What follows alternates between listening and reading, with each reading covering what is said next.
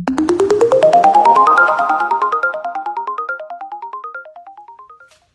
anak-anakku kelas 9 yang terkasih, bertemu lagi dengan Pak Hendrik dan teman saya yang akan menjelaskan tentang prinsip seni rupa dalam suatu karya seni lukis.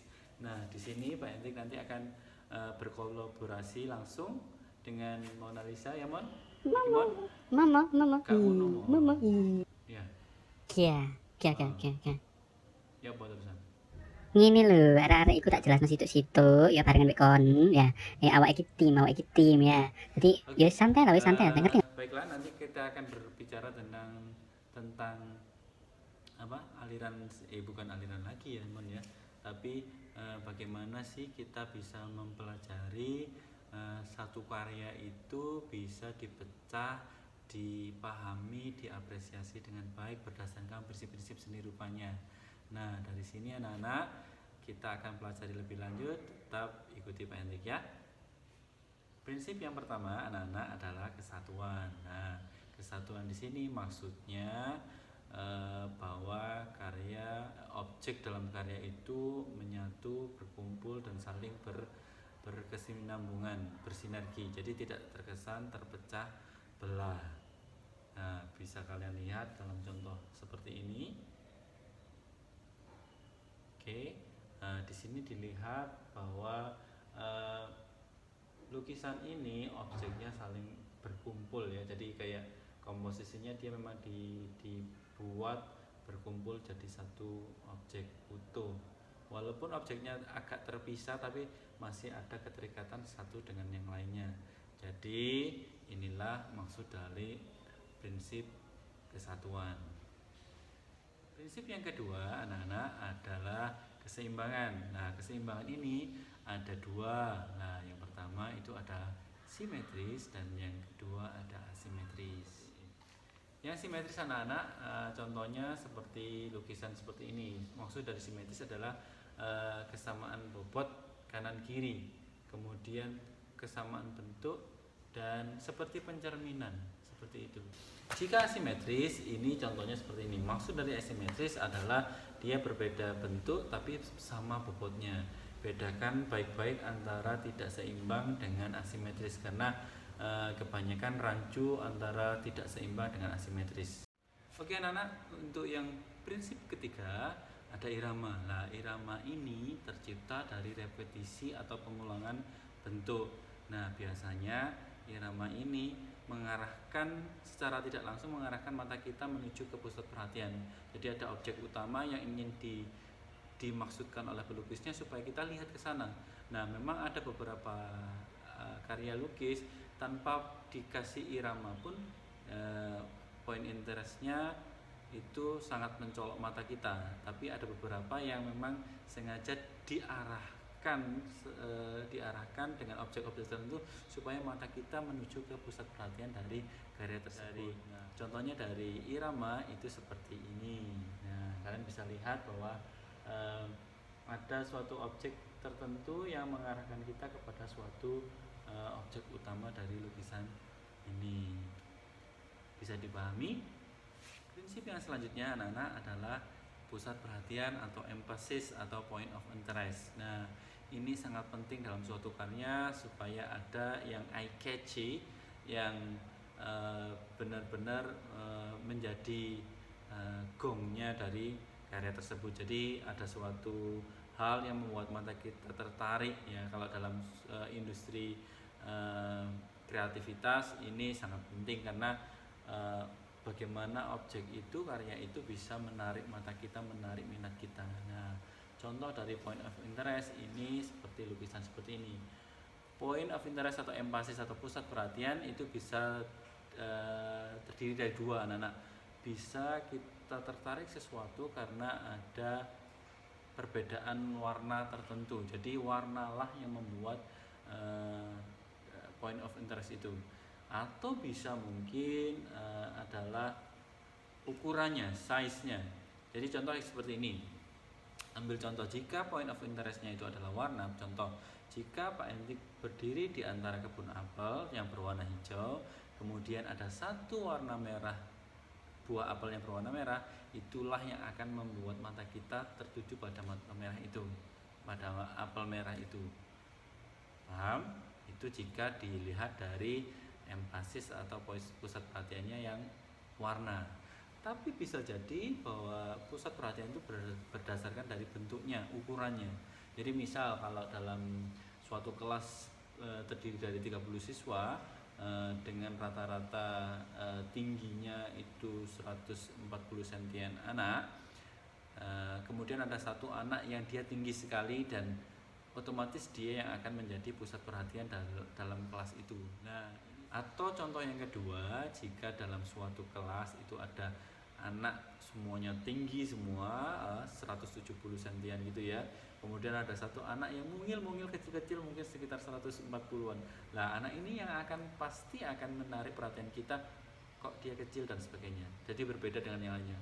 Tapi dilihat sebagai keunikan ya, keunikan tertentu, bukan hal yang lain.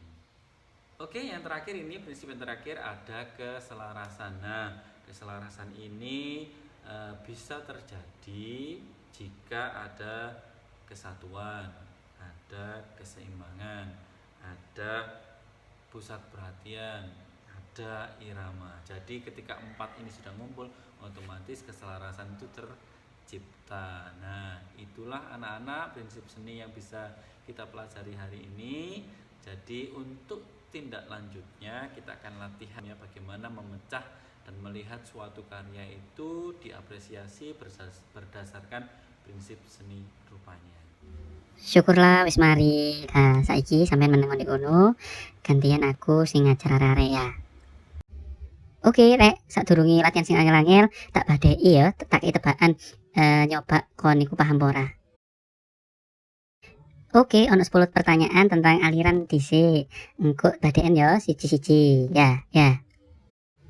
Ayo bedeken iku aliran apa? Jawaban ya. Ayo bedeken iku aliran apa? Jawaban ya. Ayo bedeken iku aliran apa? Jawaban ya. Ayo bedeken iku aliran apa? Jawaban ya. Ayo bedeken iku aliran apa? Jawaban ya. Ayo bedeken iku aliran apa? Jawaban ya. Ayo bedeken iku aliran apa? Jawaban ya. Ayo bedeken iku aliran apa? Jawaban ya. Ayo bedeken iku aliran apa? Jawaban ya. Ayo bedeken iku aliran apa? Jawaban ya. Oke, wis pinter kabeh. Saiki tak jak maku-maku, ayo ndelok lukisan, didelok prinsip senine ono apa ae. Ayo didelok bareng-bareng ya.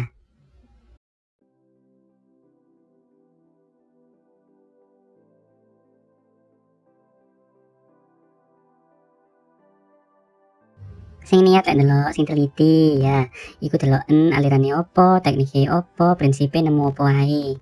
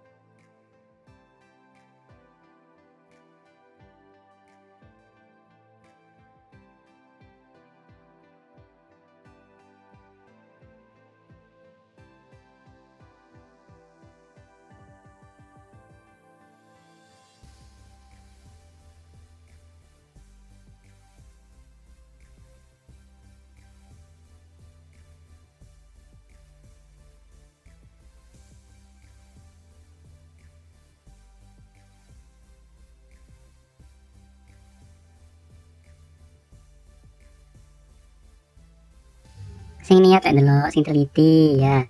Iku deloken alirane apa, teknike apa, prinsipe nemu apa ae.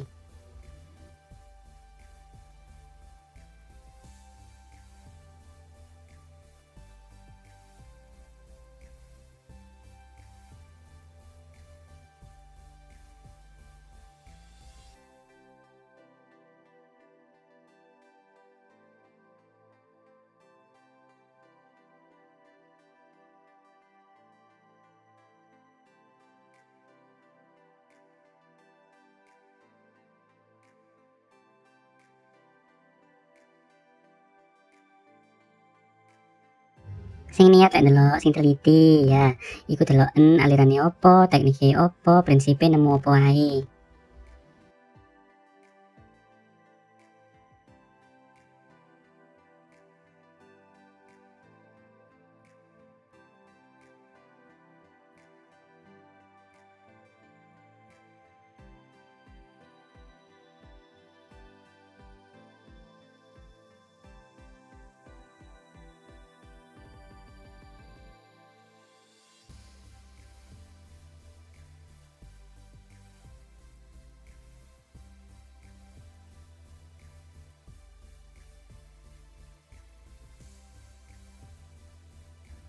Mari rono, mari rene, riwariwi tak dongakno kon paham, tak jak muter-muter iku mang. Oke rek, balik nang Pak Hendrik yo. Oke, inilah ending dari pertemuan kita anak-anak. Semoga apa yang Pak Hendrik jelaskan hari ini bisa kalian terima dan bisa kalian cerna dengan baik untuk menambah wawasan bagaimana kita mengapresiasi suatu karya seni. Nah, setelah ini kalian bisa mempelajarinya di Google Classroom. Ada latihan soal dalam bentuk opsi pilihan ganda dan juga ada latihan dalam bentuk gambar-gambar yang kalian akan apresiasi di rumah. Oke, anak-anak yang terkasih, semoga apa yang Pak Hendrik jelaskan bisa kalian pahami dengan baik. Jika ada keluhan, ada pertanyaan, silakan tanyakan secara pribadi. Jangan malu dan jangan ragu untuk bertanya. Kita bertemu lagi di lain kesempatan. Bye, Spirit of Mary.